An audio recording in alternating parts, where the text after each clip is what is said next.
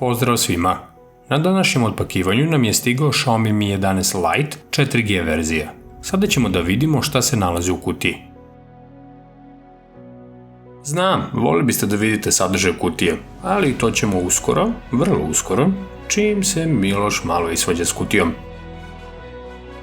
Prvo na što nilazimo je kutica, u kojoj se nalaze iglica za otvaranje SIM fiokice, uputstvo za korišćenje i jedan jako koristan dodatak, a to je USB-C na 3,5 mm audio adapter, za sve koji koriste slušalice sa 3,5 mm konektorom. Zatim, primećujemo silikonsku futrolu i naravno mobilni telefon. Kao što kažu na reklami, i to nije sve. Zatim dublje, u kutiji se nalazi USB-A na USB-C kabel i strujni adapter. Na našoj recenziji, koja će biti uskoro, će se naći ova Bubblegum Blue, ili ti na malo čudnom prevodu plava boja žvakaće gume, ili kako god da kažete, u pravu ste. Xiaomi Mi 11 Lite je jako tanak telefon i debljine je oko 6,81 mm, što je zaista tanko, a teži oko 157 grama, što ovaj uređaj čini jednim od lakših uređaja na tržištu. Ovaj telefon posjeduje čitač otiska prsta sa strane. Ekran je veličine 6,55 inča i to AMOLED tipa, što je za pohvalu. Ono što znamo je da ovaj ekran pruža duboke boje u 10 bita.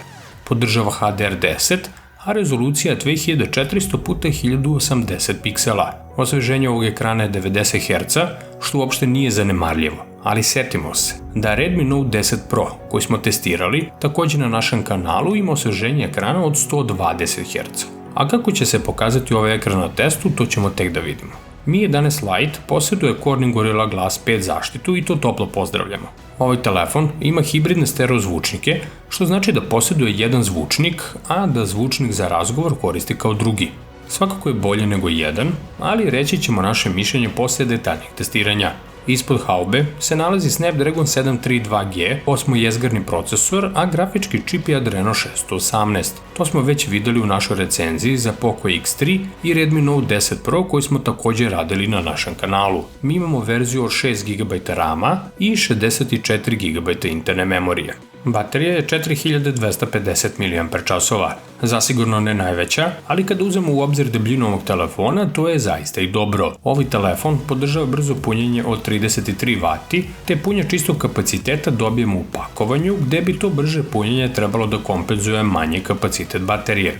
Što se tiče kamera, imamo 3 kamere, i to glavno od 64 megapiksela, 8 megapiksela ultra široku kameru i 5 megapiksela tele makro kameru, a prednja je od 16 megapiksela.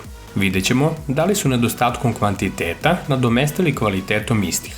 Ovaj telefon posjeduje mogućnost snimanja do 4K u 30 frejmova.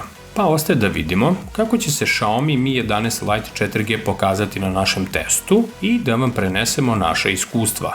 A mi se uskoro vidimo sa recenzijom ovog telefona. Pozdrav!